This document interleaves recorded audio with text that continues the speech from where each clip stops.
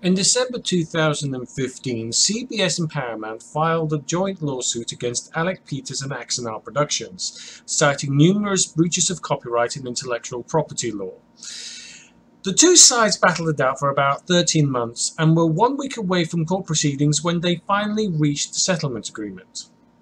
Axanar, for those who don't know, was touted by its producer Alex Peters as the pinnacle of fan productions, confusing the matter even more by distancing the production away from the title fan film to calling it a fully independent production, with licensing and merchandising to back it up, as well as a fully functional studio that no one could decide was available for free or for profit. To go into heavy detail about the truth behind this matter would be very difficult, but one thing was seemingly obvious. Alec Peters appeared intent to make a profit-making business out of the Star Trek name. The sad thing is, Prelude to Axanar is a very good and enjoyable film. So why has its name gone down in the flames of controversy? Why did CBS actually sue? And was it an attempt to stifle fan creation? Did they use it as an excuse to steal from the self-proclaimed superior fan film for their upcoming TV series Discovery? Or was there something else? Was CBS actually the real victim in all of this debacle? And have fans actually really suffered at the hands of the man? Well, luckily, one man has dedicated his time to find out the truth. And what he's learned so far may actually shock you.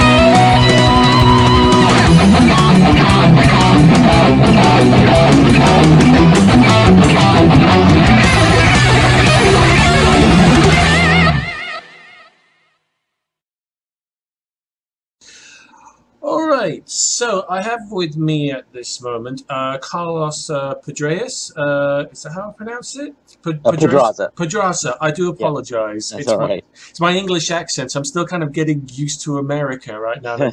Lived here 12 years now. You would have thought I'd get it at this point. Who is basically the founder of the website Axamonitor that monitors, well, as it was, Axanar, the so-called fan movie, not fan movie by, I've forgotten his surname, Alec Peters. Peters, thank you very much. That's what happens when you only get 4 hours of sleep. But more importantly, one of the founders of the Star Trek fan films on the internet with Phase 2, Star Trek, and Hidden Frontier, which kind of got me into the fan movie scene as a whole, really. So you're to blame for my addiction to fan movies. I'll let you know that as well. I heartily apologize. Well, good. I would hate for you to do that. So before we go on, could you tell us about your relationship with Star Trek fan movies? Well, I submitted a story idea to Star Trek Hidden Frontier back in 2003, which they accepted and produced, and then asked me to write several more scripts for them, and then I eventually became the staff writer and one of the producers. Then I went to Star Trek New Voyages after that in about, I think, 2005 or 2006, and was with them until 2009, I believe. And how did you find your experience with that? I mean, obviously you were dealing with more fans than professionals at that point. Oh, for sure. Well, I mean, you know, a fan film is supposed to be fun. Yeah. That's what we were that's what we were having. You know, for me, it was my film school. I learned, you know, even though, especially with Star Trek New Voyages, because it had a fair number of professionals associated with it in various capacities, and so I was able to learn alongside them as an amateur, and then I struck out on my own, creating my own production company, and have just completed my third feature film, which is now touring film festivals. Something Like Summer, is that it? Yes, that's the one. Yes, yes. I'm planning to give that a watch myself. Could you tell us a little bit about that movie before we go on? Sure, it's an adaptation of a young adult novel by the same name. It follows two guys who meet in high school and start a relationship, and follows them through about 12 years of time as they come in and out of one another's lives, meet other people, find themselves on opposite sides of some issues, and yeah, just sort of, it's a story about true love and how the tribulations it encounters over the course of time. Yes. Okay. And it's a musical. Oh, a musical. Oh, Yes, even better. it has seven. It's not a traditional musical, but it does have seven songs in it, two original ones and five covers. So that makes it a little more off the beaten path, I think. Well, you'll definitely have me watching it. My neighbours are always kind of complimenting me on my choice of musicals, so I have to listen to their hip hop beat, so they have to suffer my my Rent and Phantom of the Opera. So there we go. That's where it comes, I guess. Exactly. Yes. So how did this bring you to Axanar? Well, I had been out of the fan film community, other than sporadic contacts with friends that I made during my time in fan films, and just keeping in touch with them on Facebook and so forth. But I hadn't done anything actively in fan films in probably 7 or 8 years. But like everyone else, I woke up on the morning of New Year's Eve, I believe it was in 2015, to see splashed across a lot of websites the headline about a supposed fan film being sued by CBS and Paramount. I was curious, of course, because, as a fan filmmaker, I was always cognizant of the copyright implications of what we were doing, and have always kept track in the news of any kind of fan production that ran into any sort of copyright issues with the copyright holders. So that naturally drew my curiosity. And as it turns out, I know a fair number of the people who were involved with Axanar in some way or another, either historically or contemporaneously. And so I just, and then the debates began online. And of course, as a filmmaker who started out as a fan filmmaker, and who, actually knew some of the players involved in this, it became really apparent to me that the kinds of debates that were going on online really weren't operating off the same set of facts. And I'm a former journalist. I used to work for the Associated Press and various newspapers, and I decided, what I could contribute was a repository or a clearinghouse of the facts about this case and about copyright, how it works and how it doesn't work, and then tracking the case as it wound its way through the courts and discovery and so forth. And it just ended up becoming a pretty involved endeavor. I was in the middle of raising money for post-production for my own film, and while I was waiting for that money to come in and for various aspects of the post-production to be completed, I had time on my hands, and so that's how I chose to spend it. And and honestly, once you're a journalist, you're always sort of a journalist. You tend to look at the world that way, and so it was kind of fun and rewarding to be able to keep track of this case and what was going on and holding everyone accountable. Yeah, I mean, obviously, there's blame on both sides, with regards to this. With Alec, it's kind of obvious. With CBS, there seems to be more of a too much forgiveness with regards to fan film production that kind of created this mess. Would you agree? I don't know if I would call it too much forgiveness. I mean, I think uh, they awarded it a benign inattention, and they stayed aware of what various fan films were doing, and whenever anyone crossed a line, they would let them know, and in every instance up until Axanar, that was enough. People would step back from that line or change what they were doing, and everything went merrily along. And go ahead. Oh, so no, please. Well, I mean, that's the history of it. I don't know if it's a fair characterization that to say that CBS's attitude and treatment of fan films up until 2015 invited someone to try to make money off of. No, that wasn't particularly my argument. I guess it was kind of more. I guess I was trying to find blame for CBS, but it's kind of difficult from my perspective, because I've been looking at the guidelines, and as restrictive as they may come across, I'm almost kind of like looking at them, and they were very was magnanimous with what they offered the fan community. Oh yeah, indeed. I mean, even Alec Peters himself, in his public musings about guidelines, was certain that CBS was going to outlaw crowdfunding, and in fact they haven't. They've actually allowed for a fairly generous amount of public crowdfunding, up to $100,000, which is a lot of money for a fan production. In fact, I would find it's probably in many cases more than enough. In many cases, sure. I mean, for someone who really wants to devote themselves on the same sort of scale of production value as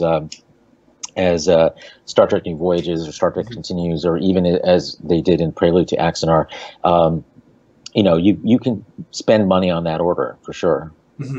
Yeah, I mean, what were your initial reactions to the ground lines, to the ground rules when they came out? But was it more shock, or was there kind of like an initial reaction you had? Well, I knew they were coming. I had sources that had told me what restrictions CBS was considering on fan films, and I know from that they actually considered some that were even quite a bit more draconian than what they ended up putting out publicly. So I wasn't surprised. I'd already had a few months' notice on what was likely coming down the pike, and but my reaction to it was basically that they are entitled to do this, and I don't question that. But it's a shame that there are certain things that they were not allowing. Ongoing series, for example. The length being restricted to 30 minutes total, 15 minutes spread out over 2 episodes. The others I found pretty reasonable, but those were the ones that I personally have the most problem with. But then again, I think a lot of the Horizons episodes and Frontier, the Hidden Frontier episodes were about 15-20 minutes long, if I remember correctly. They were usually around 25 minutes long per episode. So the guidelines are, so you can tell a story in that length of time, for sure. We did that many times. I wrote 13 of those episodes and produced many of them and directed some of them. So it can certainly be done. So I don't have a problem with that, just so much as sort of a nostalgic yearning to be able to tell longer stories. But, I also believe as an artist that constraints can often lead to the most amazing creative ideas. So, and we're already seeing that coming into play. I mean, since the guidelines were restricted, we've actually seen more Star Trek fan films put out there than there were before. the rate at which they're coming out, the number they're coming out per year has increased in the wake of the guidelines. And to hear all the public whining about them, you believe that somehow these productions were shut down, or that the intent of CBS was to shut them down, when in fact the opposite was the case. CBS was creating a safe space in which people like me, when I was doing this, would now be able to operate without any real threat or fear of legal action coming up against them.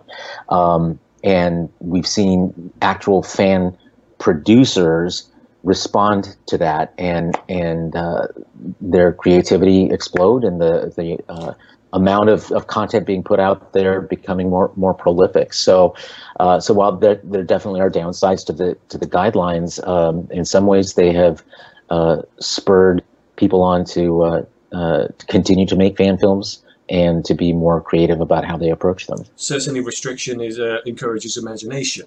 Indeed. Yes. With Discovery now coming up, you probably noticed a fair bit of backlash to it right now. First of all, what are your opinion on the new Klingons? Before we go into the important. Oh, sure. You know, the Klingons have been reinvented so many times in Star Trek that for someone to claim that somehow there is one true way of portraying Klingons is just ridiculous. I mean, they were reinvented with almost every series.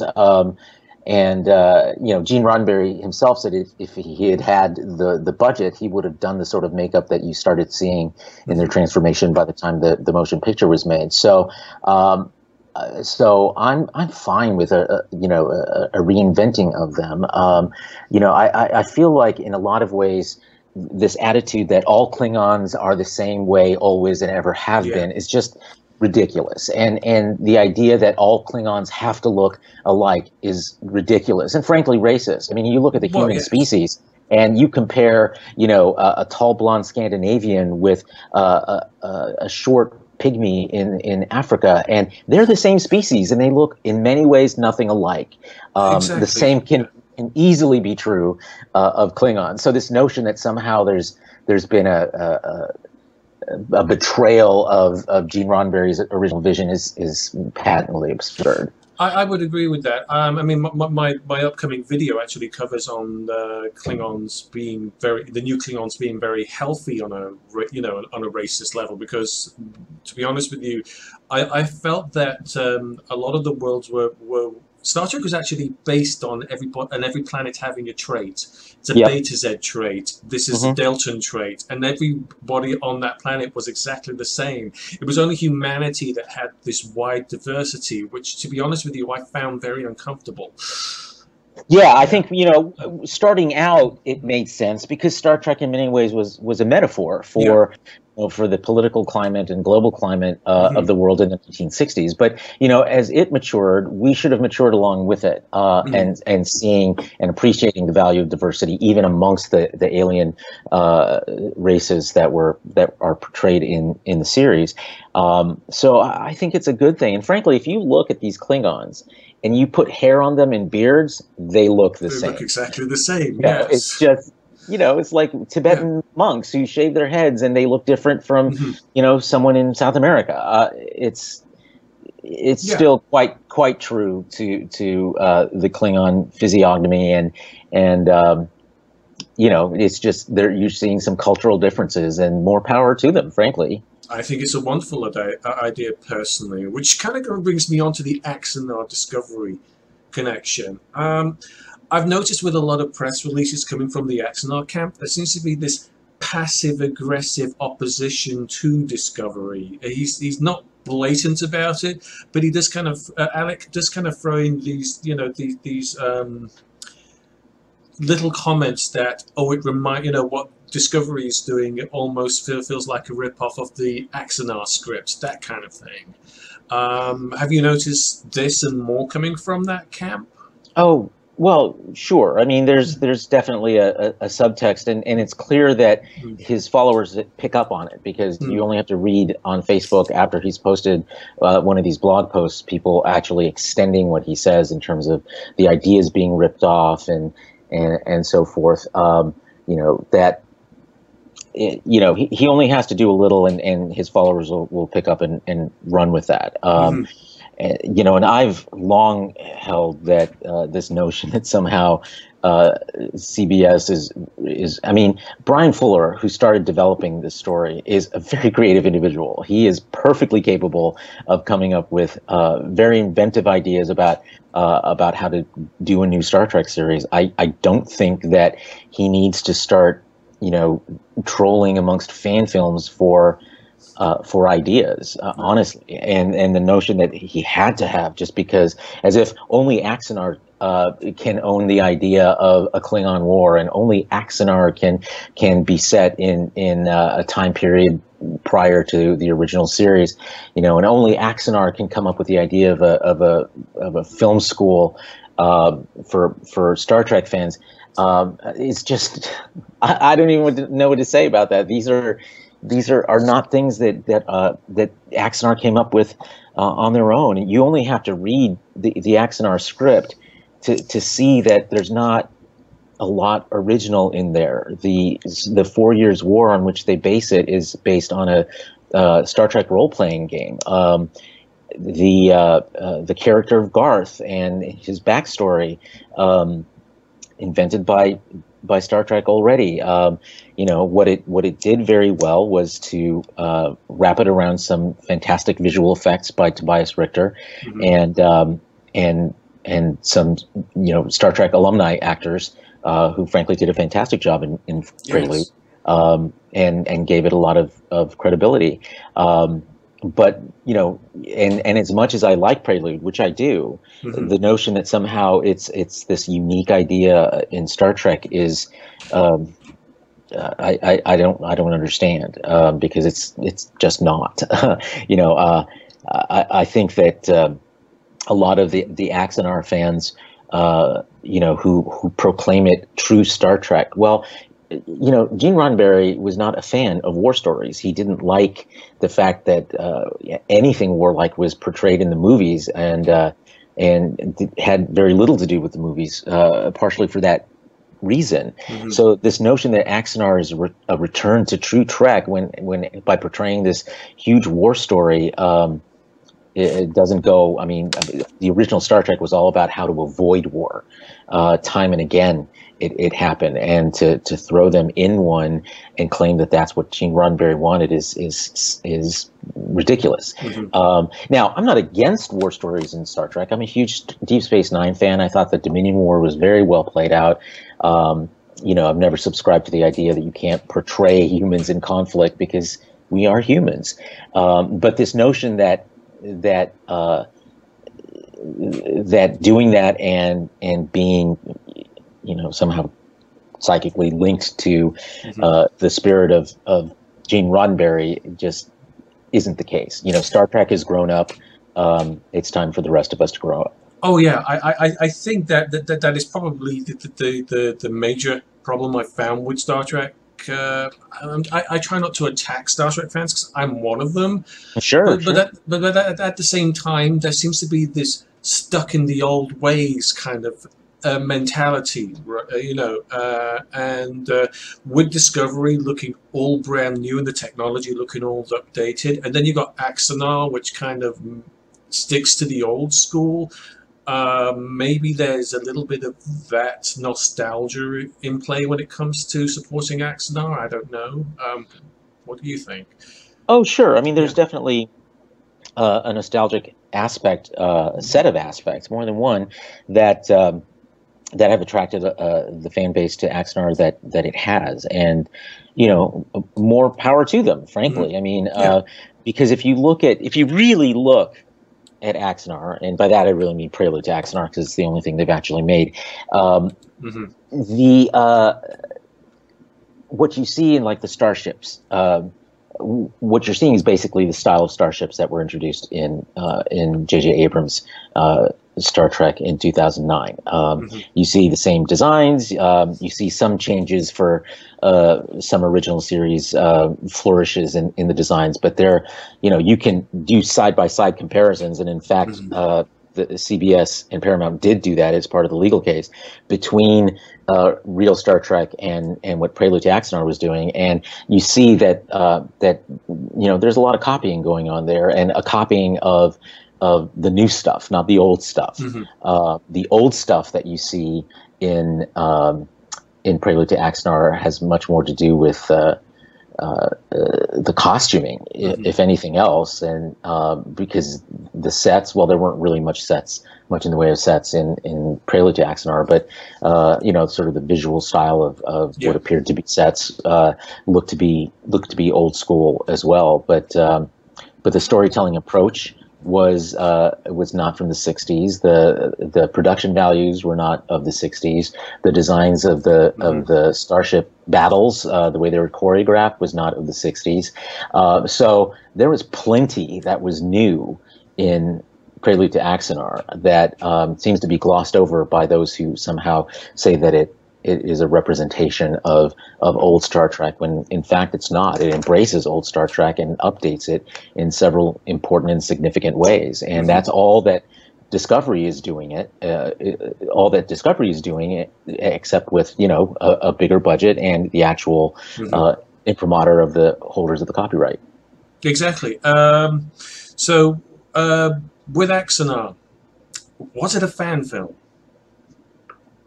Well, that's a really good question, because there is no real legal definition even of what a fan film is. And even within the fan film community, there's not a universally accepted definition of fan films. I mean, it seems like it should be an easy thing to define. A fan film is a film made by fans.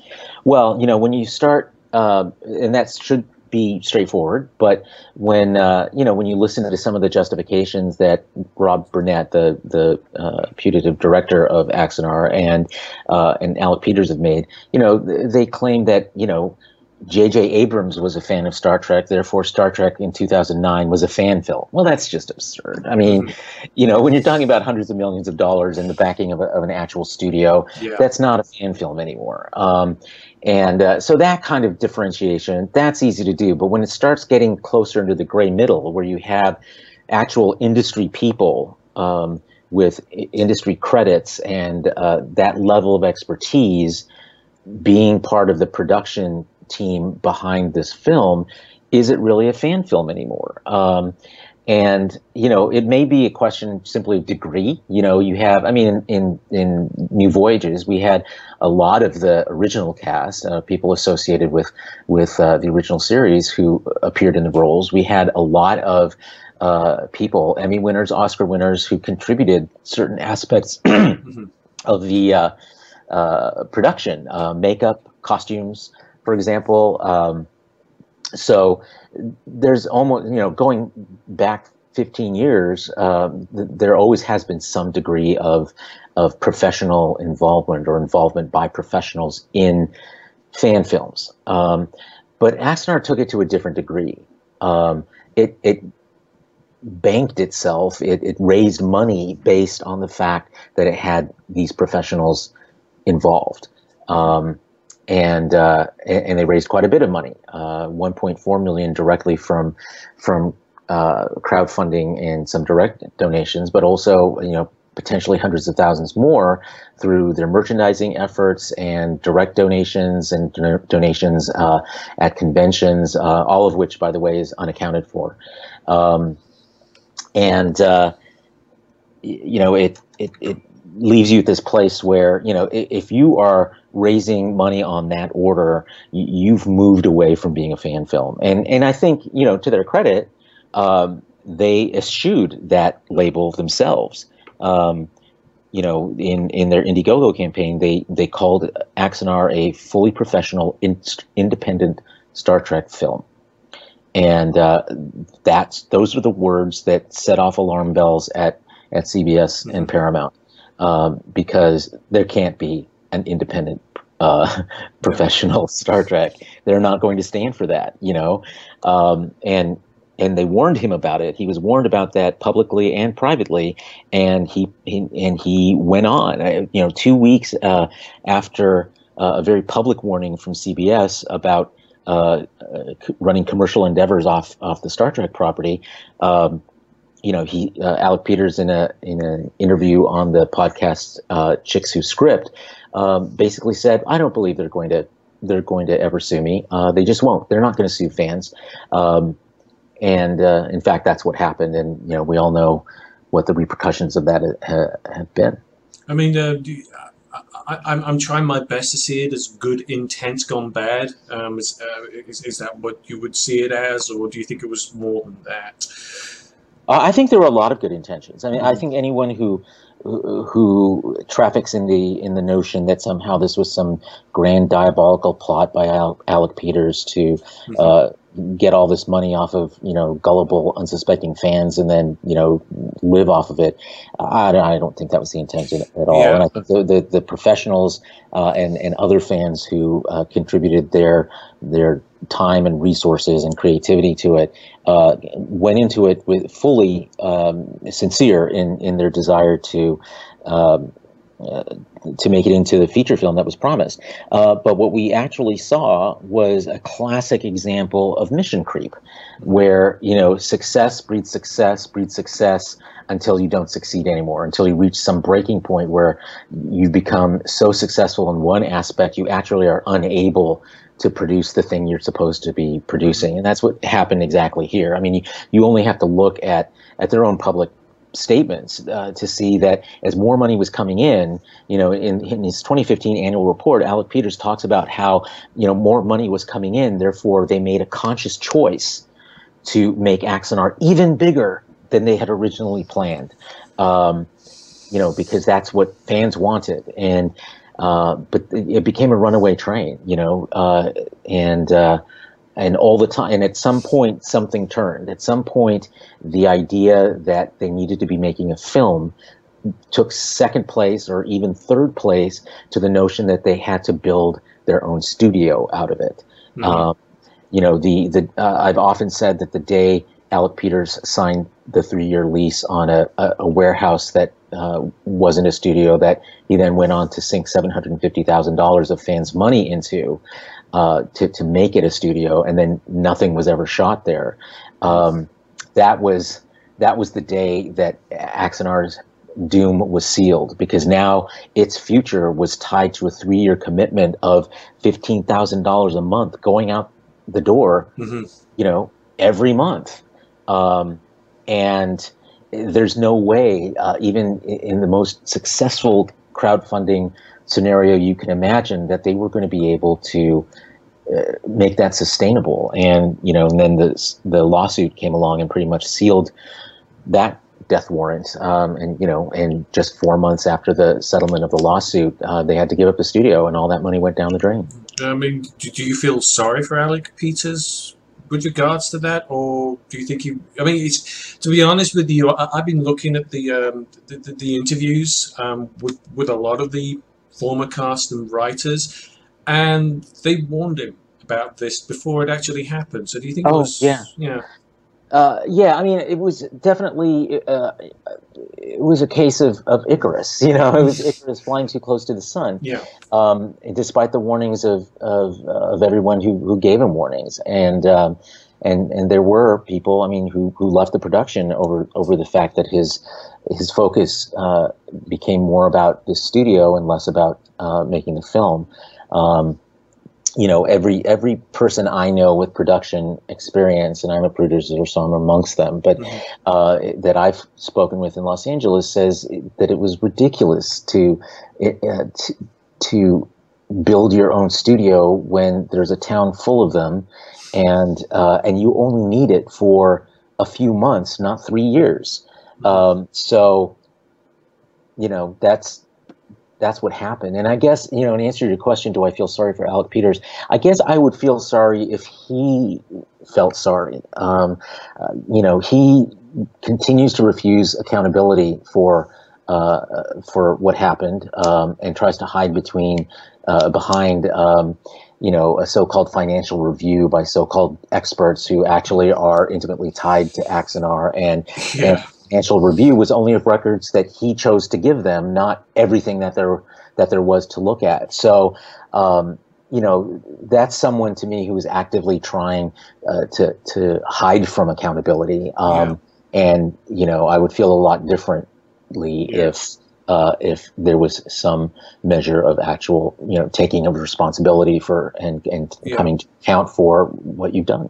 Yeah, I mean, I would agree with that. I mean, I'll be honest with you. What dragged me into this drama was his personal history. I think he has personal history with Vic Montagana, and wow, there is some bitterness between those two. And when I was actually actively trying to get Alec to calm down and say this is not the way to sell your product, all I really got was more attack from it than actually, the natural, I see your point, or I understand you're trying to help. It was more like the more advice I tried to offer to calm him down, the more he felt attacked.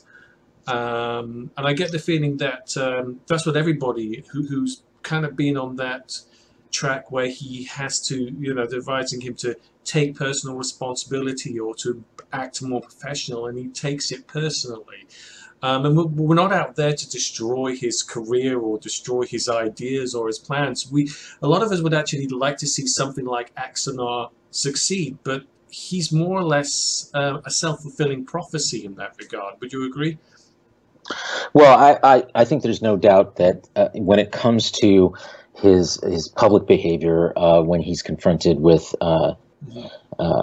opposition or criticism, and I could understand it more with opposition, but with honest criticism, where people are asking straightforward questions, and to see yourself booted from Facebook groups that he controls because of that. I wrote early on in this, probably in February, I think I wrote an article in Axanar called "The Night of the Long Knives," in which just before a major filing of by Axanar in the lawsuit on a Monday, over that weekend, they did this sort of wholesale culling of people they believed were traitorous or potentially traitorous, or were associated with someone they considered traitorous, or were a member of a group that had people they considered traitorous in it. All of that became rationale for just booting these people out wholesale from these groups and silencing, censoring, legitimate questions. And I think that in many ways, Alec Peters created his own opponents by treating people like that. You look at a lot of the early coverage, and that's one of the things people notice. I mean, I remember one blog saying, it was like the Soviet Union. It was like anyone who, it didn't matter that you were loyal before. If you, called into question anything that was done, you were now branded a hater and tossed into a pile of disrepute with the others. And, so much, and even the judge in this case admonished him for the kinds of things he was saying on social media, because it just ended up being counterproductive for him and the case. And a lot of these problems he feels, the persecution he feels like he's suffering is really self-created. Yeah, I think that is probably the crux of the issue. I think we had kind of like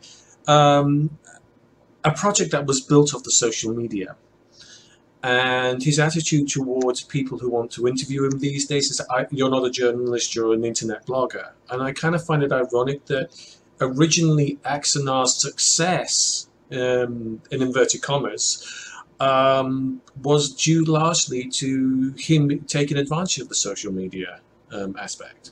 Oh, for sure. Yeah. I mean, you can't be successful in crowdfunding, for example, without a huge social media outreach. And the many of the same people who were supportive of those campaigns, who, when they began asking legitimate questions, he turned on, and where they were once, these wonderful podcasts or blogs, now they were less than nothing and dismissed. And you can't, if you treat people who were your friends that way, all you're doing is creating an ever larger group of I guess what he would consider enemies. There's a lot of people who's like, I no personal animus towards him. I don't know him. I've never met him.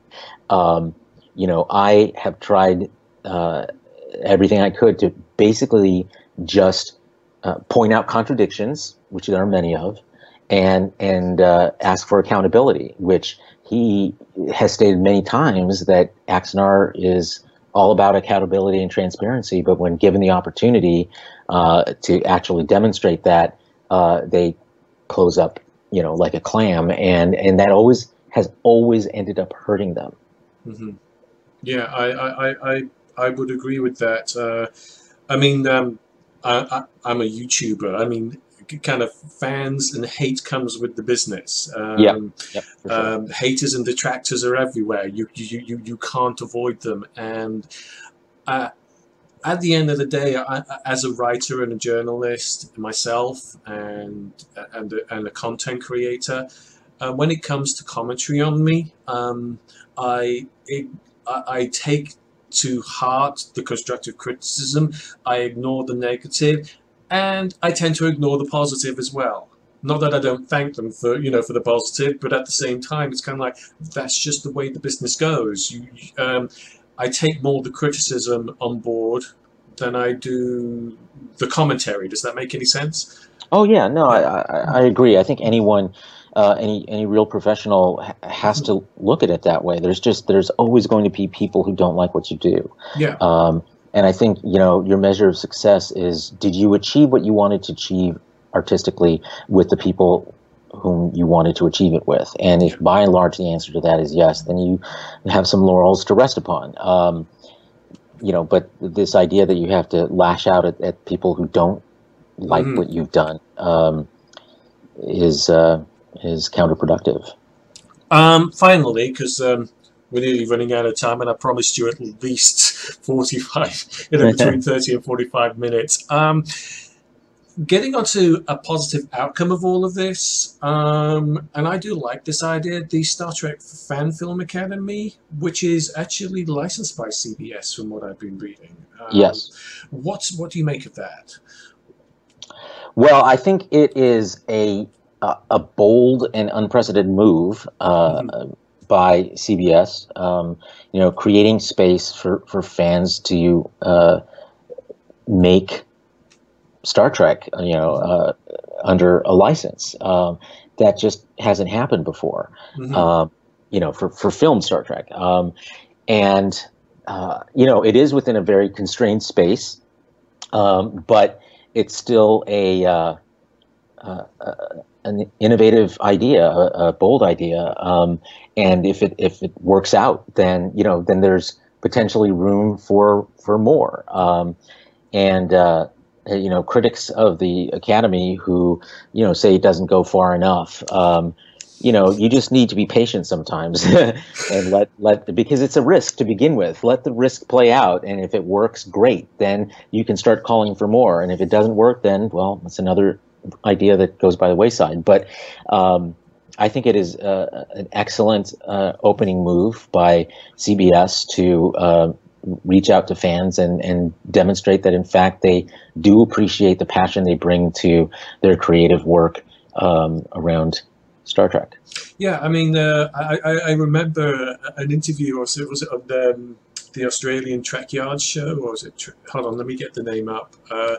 Trek Zone is the one in Australia. Yeah, and he was interviewing a man who set up the protest the guidelines thing, and I remember saying, we have graphs about protesting the guidelines. And I'm like, I'm sorry, you have graphs and polls and whatever, and a lot of the comments on the support, on the supporter side to oppose the guidelines was kind of like, let's protest CBS. Maybe we can get 10,000 people or 1 million people outside their offices to protest these guidelines. And it just kind of started to understand that some people on Alex's side don't seem to understand exactly, again, how magnanimous and how generous CBS are actually being with all of this. I mean, I can't think of anybody more qualified at the moment than James Corley to be running this fan film production set. I mean, you've worked with James before as well. Yes, for many years. Yeah. Yeah, I mean, I think there's no doubt that if you're going to go into business with someone, you're going to go into business with someone with whom you have a track record and whom you trust. And James meets both of those criteria in spades. And and Alec Peters just doesn't. He hasn't produced anything other than the 20-minute trailer essentially for Axanar. And while very good, it's one shot, whereas James has a history of a decade and a half of producing content, high quality content, and acceding to whatever requests CBS made of him whenever they had any copyright-based concerns over his work. So that's the kind of legitimacy and credibility and trustworthiness that I think is a mark of James's character, and something CBS wanted to reward in a sense by saying, this is someone with whom we believe we can do business, and they can convert that passion that fans have for creating Star Trek on their own into a sustainable business enterprise. Okay, just a couple of final points. What would your advice be to potential fan filmmakers, especially in the Star Trek genre? Well, I'd say don't give up, because there are still lots of stories to tell, and 30 minutes is still a good amount of time to tell them in, and also be creative. There, all of these constraints can produce all manner of creative solutions, and we're already seeing that play out in the fan production community. And be patient. Let some of these other efforts take root and be successful. Let Discovery be successful. Let the Film Academy be successful. Demonstrate to CBS that fans can be responsible about the way that they produce fan films, and then you can talk about the how realistic it is to change some of the ones that we still have problems with. But you're not going to do it by boycotts, half boycotts, and public whining about it. It's just not going to happen. I mean, Jonathan Lane, who runs Fan Film Factor, himself says that he runs a group on Facebook called Small Access that opposes the guidelines. He's the same one that was interviewed on the Trek Zone that you saw, and he himself said to his own group members, look, I talked to someone from CBS marketing and about changing the guidelines and how we have this group to support that effort. And the marketing person went to visit their Facebook page, and all she saw were "I hate CBS" and "Discovery's going to suck," and we're calling it STD because all these anti-Star Trek things. And she's like, why are we going to listen to that? That's not putting the kind of foot forward that one does when you're asking for something. And and Jonathan pointed this out to his own group members, and got a fair amount of opposition to that from people who said, freedom of speech, and we're going to say what we want, and blah blah blah. And it's like, sure, of course you have all those things, but if you're purporting to want to do one thing but taking actions that result in the opposite, a smart person would reevaluate your approach and look for tactics that are going to be more productive. Continuing to whine into the wind just is going to get your spit blown back at you. I hear freedom of speech all the time, which I've said, I'm okay with your freedom of speech, but that doesn't make you free from the criticism of the speech you just made. Exactly. A lot of people don't realize that freedom of speech means other people have freedom of speech too, and that the words you say, you still bear responsibility for, and people are going, and it's fair to criticize them. I don't extend that criticism to epithets and name calling and things like and accusations of things that people haven't actually done. But for reasoned and civil debate, I think more power to all of us on any side in which you find yourself in this controversy, because ultimately I really believe that public forums can be a way to heal as well as divide, and you just have to want to choose to make that happen. And so far it hasn't, but largely. But there are communities that have grown up around this controversy, and people who are friends now that weren't friends before, and so forth. And I think that's a positive aspect of it. And I think as long as we keep our eyes on the prize, which is that we want more and better Star Trek out there, both from CBS and Paramount and from fans. And there are ways for us all to work together to get there. And if we really, really care about focusing on that, that's a reality that can exist one day. But continuing to slur people's names and call for boycotts of Star Trek on television, that's not going to get you where you want to go. No, it's not. And finally, what are your plans for the future?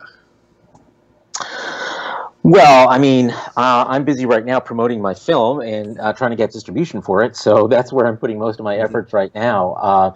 I'm keeping my eye on Axanar, obviously, and I have a lot of people who help me with that, who give me tips all the time about what's going on and things that may be happening and so forth. And so I try to follow up on those whenever they're newsworthy.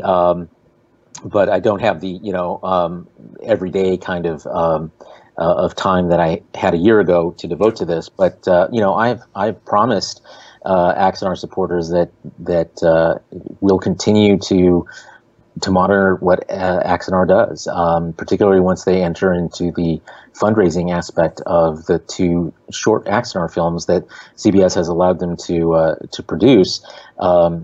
Because there's some constraints around that we've already seen some trying to do end runs around restrictions already. And I feel like my role is to make sure that if you're a member of the public and you're being asked to cough up money from your pocket to support this project, you need to know about this project, and then you can make your decision. And that's what I'll continue to do. I mean, I think that's the important thing to remember here. You're not there for the detractors. You're actually there for the supporters. It's kind of like, this is kind of like a project you would like to succeed, but you want to see it succeed in the right way. And I think that's what people seem to be forgetting. Yeah. I totally agree. I totally agree. And I think that the opportunity that is afforded to fans through the Academy will ultimately be about how you can produce some wonderful Star Trek by teaming up, with some professionals. But there's some great things that can be done. And, I think that fan producers continuing to produce what they've been making and putting it out there, all of that is doing a lot more towards getting us to a loosening up of these guidelines than all the public bitching is going to do. Oh, I think that's a positive note to end on. I'd like to thank you very much for your time. And, a pleasure. I hope we can get to do this again sometime. Absolutely. When see what else crops up on the Axanar front. But again, thank you so much for your time. You have a wonderful day. My pleasure. Thanks, Josh. Thank you.